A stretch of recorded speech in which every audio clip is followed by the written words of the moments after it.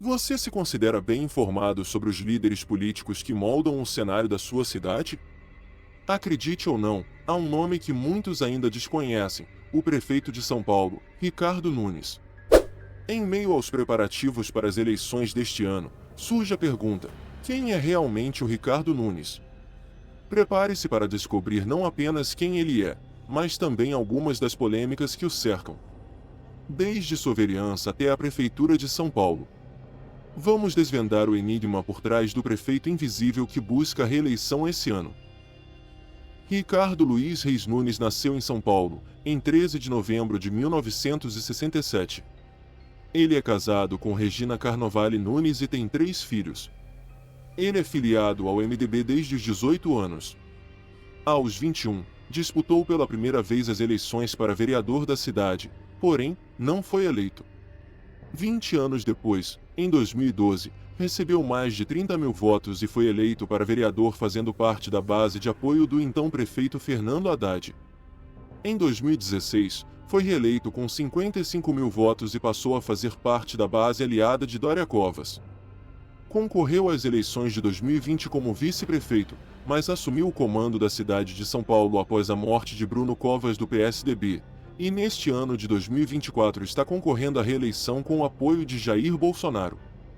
Ricardo Nunes também é empresário e em 1997 fundou a empresa Nikkei, que tem entre suas principais atividades o tratamento fitossanitário de cargas importadas e exportadas do Brasil e o controle de pragas urbanas.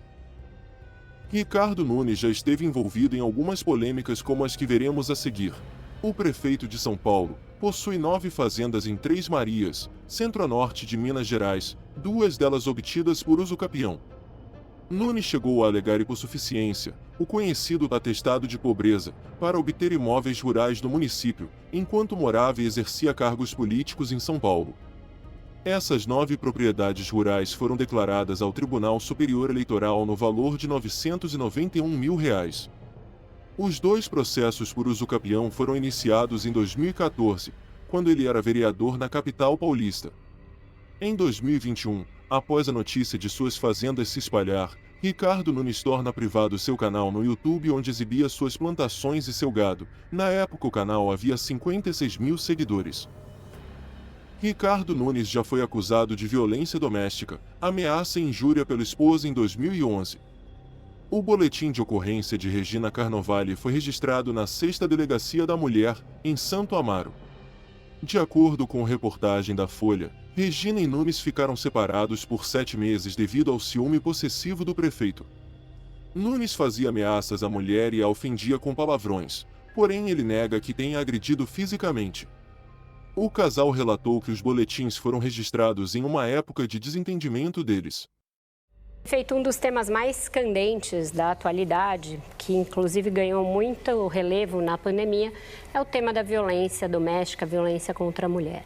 E esse foi um assunto muito relevante na campanha também, porque existe um boletim de ocorrência registrado em 2011 pela sua mulher, Regina Carnovale, que disse que o senhor e ela estavam separados na ocasião e que o senhor a stalkeava. O senhor a perseguia com palavrões, ia até a casa dela, fazia ameaças e ela registrou esse boletim de ocorrência. Na ocasião, questionado sobre isso, Bruno Covas costumava dizer que em briga de marido e mulher não se mete a colher, que ele não ia se envolver nisso, mas a gente sabe que hoje a orientação é para que sim, que esse seja um assunto discutido, porque esse é um assunto que diz respeito à sociedade, ao interesse público. Essa é a oportunidade de ouvir o senhor a respeito desse episódio. O que aconteceu e o que o senhor tem a dizer a respeito desse episódio?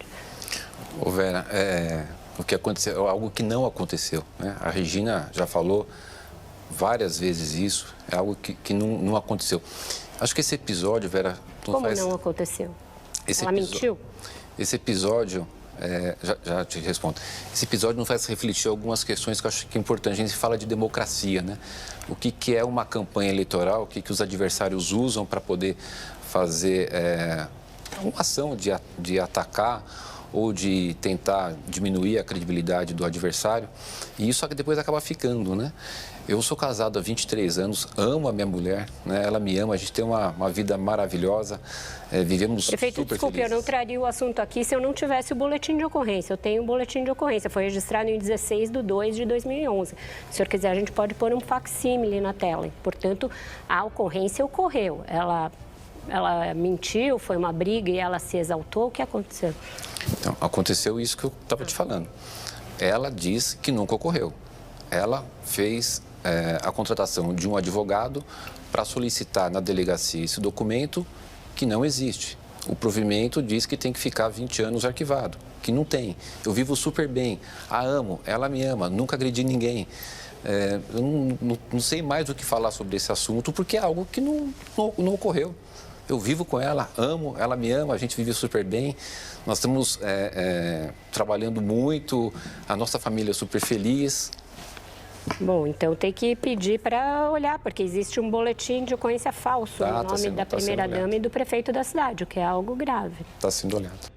O político também foi alvo de uma investigação do Ministério Público do Estado de São Paulo que apurou indícios de superfaturamento no aluguel de creches privadas que mantém convênio com a prefeitura. Ricardo Nunes e a empresa de sua família teriam recebido repasses de uma empresa investigada na máfia das creches. A movimentação financeira foi descoberta durante investigação da Polícia Civil, com a quebra de sigilo bancário de pessoas suspeitas de integrar o esquema que envolve o desvio de verbas públicas na cidade. Os repasses totalizam R$ 31 mil, que foram feitos em 2018, quando Nunes era vereador da capital paulista.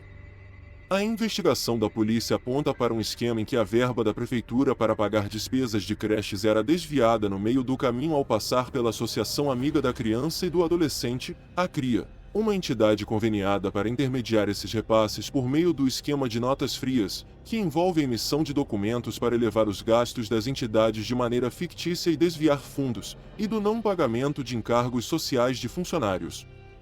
Empresas terceirizadas ficariam com o dinheiro que deveria custear alimentação e aluguel das creches. Nunes também já tentou mapear locais para que pudesse realizar a transferência da Cracolândia para outro lugar. Os dois locais cogitados para receber estes usuários teria sido o Viaduto Estaiadinha, no Bom Retiro, e a Rua Porto Seguro, no bairro Ponte Pequena. A postura do prefeito em buscar transferir o problema para outro local em vez de enfrentá-lo de frente e atacar suas causas fundamentais, no mínimo é decepcionante. É fundamental reconhecer que a Cracolândia não é apenas um amontoado de dependentes químicos, mas sim o resultado de uma série de questões estruturais que abrangem desde políticas públicas falhas até desigualdades sociais. Transferir esse problema para outra região não resolve nada, é apenas um paliativo temporário que mascara a realidade e perpetua o ciclo de negligência.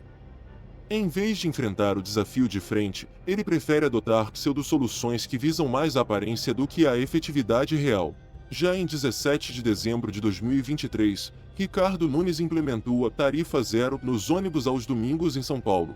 Essa abordagem parece mais uma tentativa de atrair popularidade do que uma solução genuína para os problemas de mobilidade urbana enfrentados pela cidade.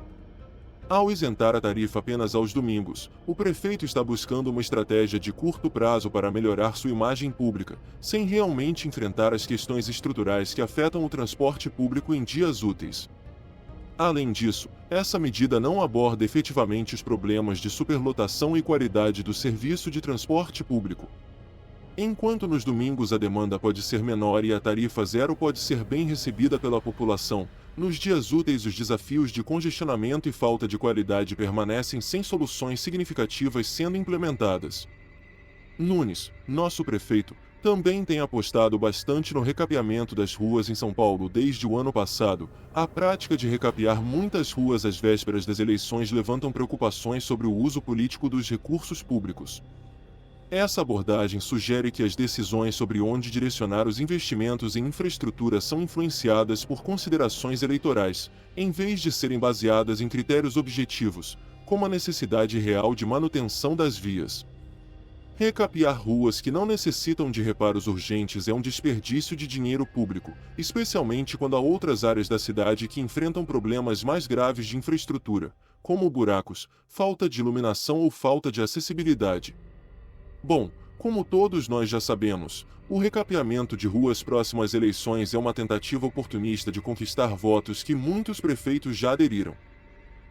Continuando, com Ricardo Nunes na gestão, a Prefeitura de São Paulo junto à SP Trans foram omissas e negligentes ao assinarem contratos de concessão de ônibus com empresas investigadas por ligação com o PCC na capital paulista.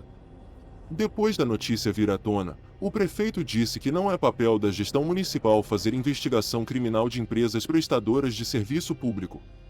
Segundo a investigação da Receita Federal, os criminosos usavam nomes de laranjas para esconder os verdadeiros donos das empresas, e os contadores se encarregavam de maquiar as transações financeiras para não levantar suspeitas das autoridades.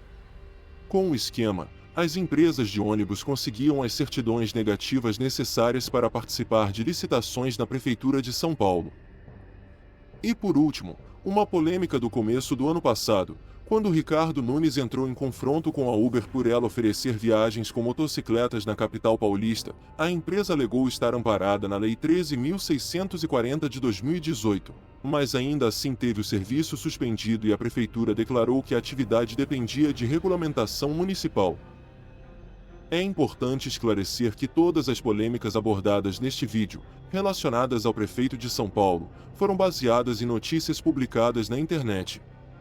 As fontes detalhadas podem ser encontradas na descrição do vídeo. Um abraço e até a próxima!